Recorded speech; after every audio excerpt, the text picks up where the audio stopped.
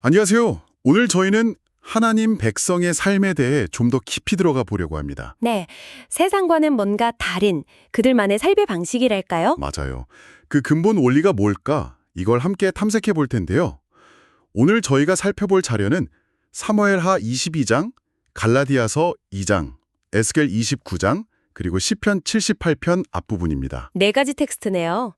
이게 각기 다른 시대, 다른 상황 속에서 하나님 백성이 어떤 정체성을 갖고 또 어떤 태도로 살았는지를 보여주거든요. 단순히 정보 나열이 아니라 이 글들이 오늘을 살아가는 당신에게 던지는 의미, 그 핵심을 좀 찾아보는 시간이 되겠죠. 네, 맞습니다.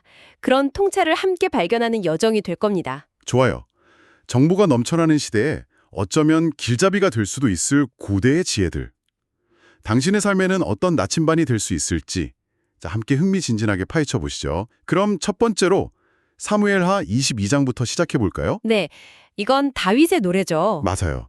모든 원수들, 특히 그 오랫동안 자신을 괴롭혔던 사울에게서 벗어나서 부른 노래. 여기서 감사와 찬양이라는 원리를 발견하게 됩니다. 아, 이 노래는 정말 뭐랄까 강렬해요. 하나님을 향한 그 묘사들을 한번 보세요. 네네. 여호와는 나의 반석이시요 나의 요새시요 나를 건지시는 분 정말 많죠. 내가 피할 바위, 나의 방패, 구원의 뿔, 높은 망대. 네, 맞아요. 나의 피난처, 나의 구원자 이런 강력한 이미지들이 그냥 감사하다는 말을 넘어서는 거죠. 그렇죠. 내 생존 자체가 하나님께 달렸었다. 이런 절절한 고백 같아요. 그 표현 하나하나가 다윗이 겪었던 그 위기의 순간들, 또 그 안에서 경험한 하나님의 구원을 정말 생생하게 보여주는 것 같아요. 그렇죠. 나의 반석하면 뭔가 흔들리지 않는 느낌. 네. 나의 요새는 안전함. 바로 그거죠. 근데 여기서 좀 주목할 점이 있어요. 어떤 점이죠? 이런 찬양이 모든 고난이 다 끝나고 나서야만 나온 게 아니라는 거예요. 아, 다윗의 다른 시편들을 보면 여전히 위협 속에 있을 때, 고통 중에 있을 때도 하나님을 찬양하거든요. 구원을 선포해요. 그러니까 문제가 다 해결된 뒤에 하는 감사가 아니라 네, 그보다는 폭풍우 속에서 비 그치기만 기다리는 게 아니라 그 폭풍우를 뚫고 나갈 힘을 주시는 분을 바라보는 거죠. 시선의 문제군요. 그렇죠. 문제 해결 이후가 아니라 문제 해결을 이끄시는 하나님 자체를 신뢰하는 표현인 셈이에요. 그렇군요. 감사가 고난의 결과가 아니라 오히려 그 고난을 통과하는 과정에서 붙잡아야 할 태도라는 말씀이시네요. 네, 맞습니다. 그럼 이 다윗의 모습이 오늘 당신에게는 어떤 울림을 줄까요? 혹시 지금 힘든 상황에 계시다면 그 너머에서 일하시는 하나님을 발견하고 다윗처럼 찬양할 수 있을지, 당신의 삶에서 나의 반석, 나의 요새라고 고백할 수 있는 지점은 어디일지 한번 돌아보시면 좋겠습니다. 자, 다음으로 넘어가서 갈라디아서 2장을 좀 보죠. 여기서는 계시에 따른 삶이라는 이게 또 아주 중요한 원칙인데요. 사도 바울 이야기입니다. 네, 갈라디아서 2장. 이게 바울에게는 정말 중요한 순간을 담고 있어요. 어떤 순간인가요? 그가 예루살렘에 올라가서 소위 기둥같이 여기는 지도자들 있잖아요. 네, 야고보, 베드로, 요한. 맞아요. 그들 앞에서 자기가 이방인에게 전하는 복음, 그러니까 행위가 아니라 믿음으로 의롭게 된다는 이 메시지가 옳다는 걸 확인받는 장면이에요. 공적인 확인 같은 거군요. 그렇죠. 근데 바울은 여기서 아주 강하게 말해요. 이 복음은 사람에게 배운 게 아니다.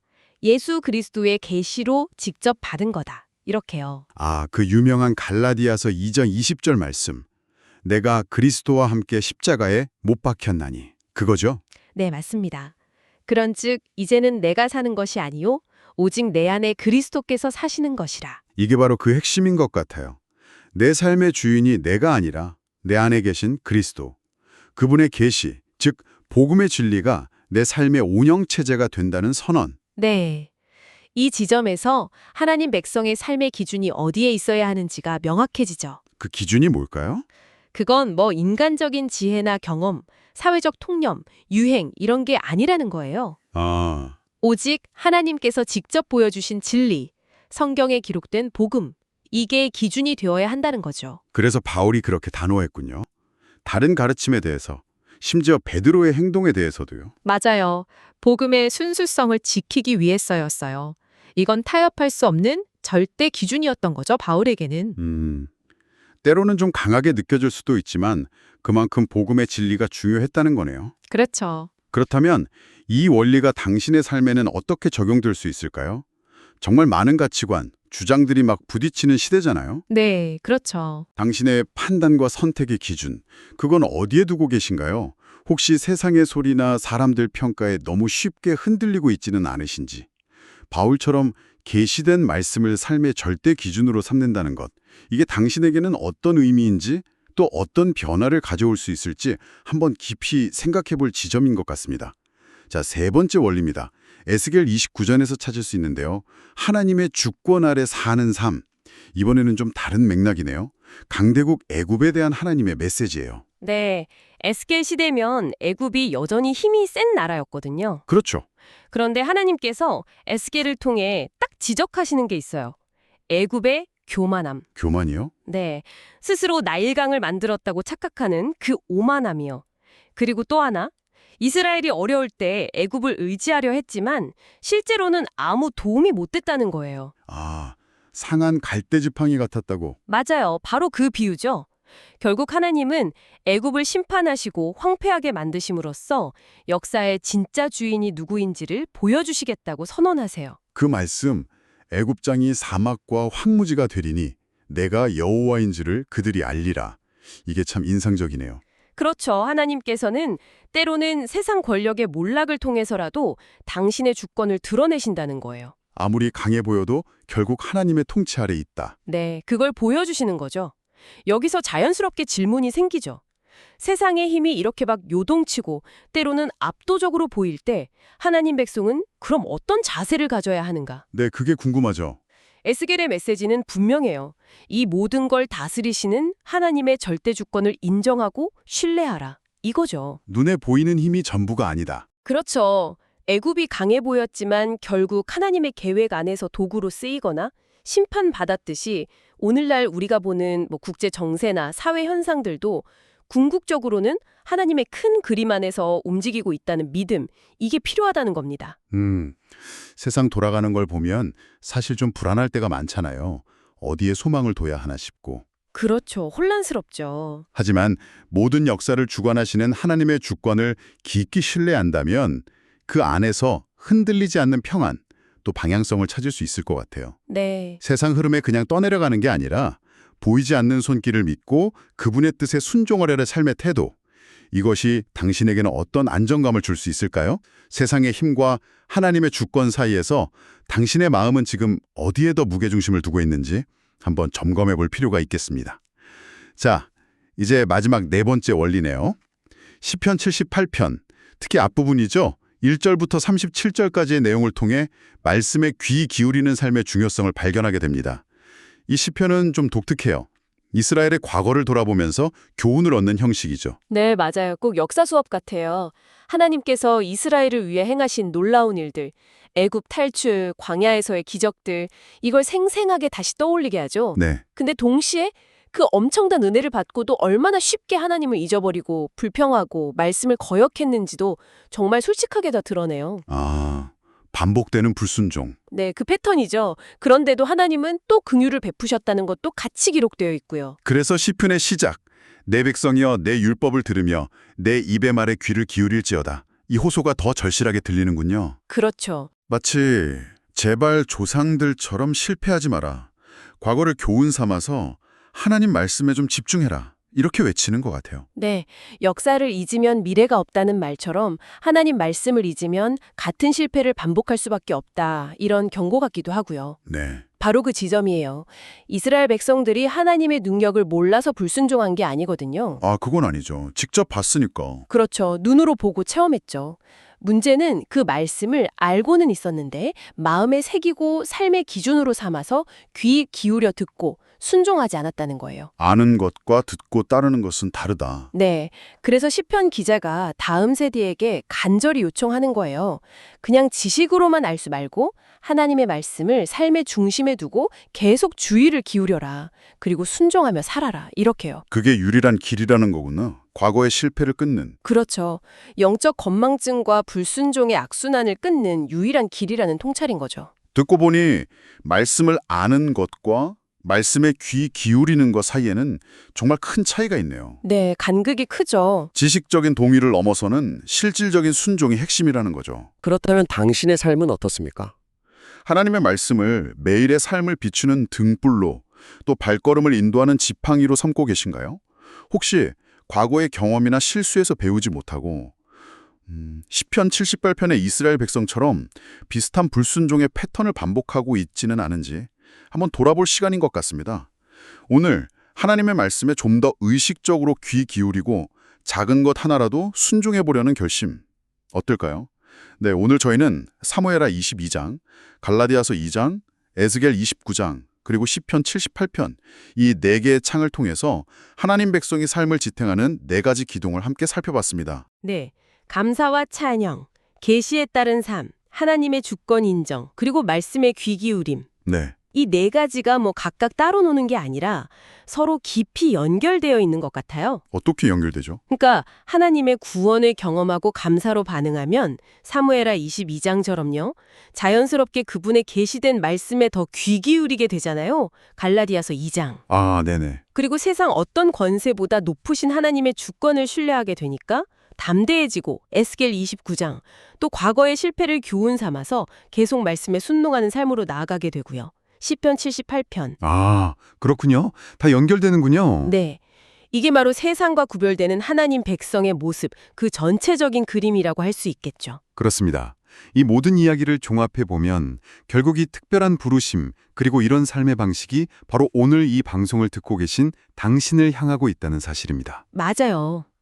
당신이 바로 그 하나님 백성이라는 거죠. 네. 당신은 다윗처럼 어려운 상황 속에서도 감사를 발견하고 찬양할 수 있는 그런 잠재력이 있어요. 네. 또 바울처럼 세상의 수많은 목소리 속에서도 흔들리지 않고 계시된 진리 위에 설 수 있습니다.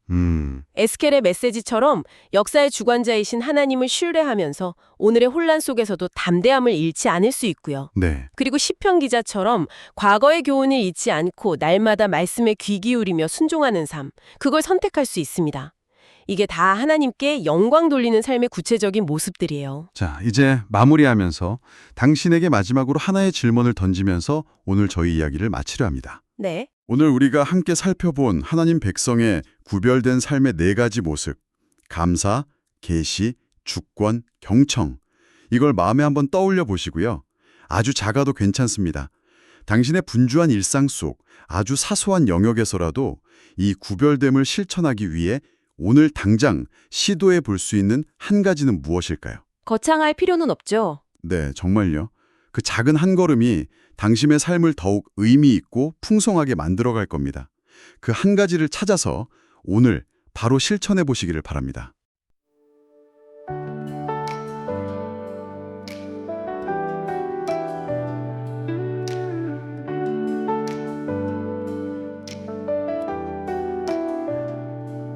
원수와 사울의 손에서 건지신 주 다윗은 주를 찬양했네. 나의 반석 나의 요새 나의 방패. 어떤 상황에도 감사와 찬양을 하나님 백성의 삶은 구원자 되신 주님께 감사하며 주의 말씀에 귀 기울여 오직 주님만 따르는 삶이라.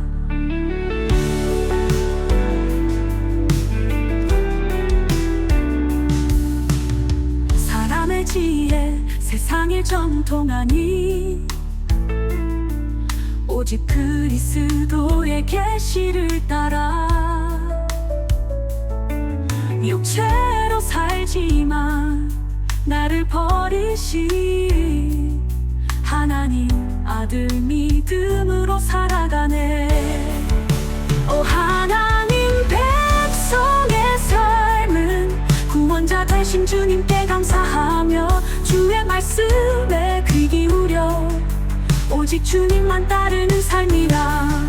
교만한 이 그대 힘은 무너지고 주의 주권만이 영원히 서있네. 세상의 흐름에 휩쓸리지 않고 만물의 왕이신 주님만 신뢰하리.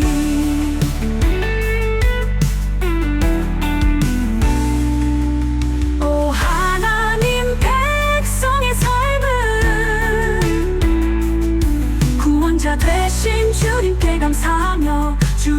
말씀에 귀 기울여 오직 주님만 따르는 삶이라. 이스라엘의 패역 그들의 실패 속 주님의 긍휼하심을 보았네. 과거의 죄를 거울 삼아 주님의 말씀에 순종하며 살아가리.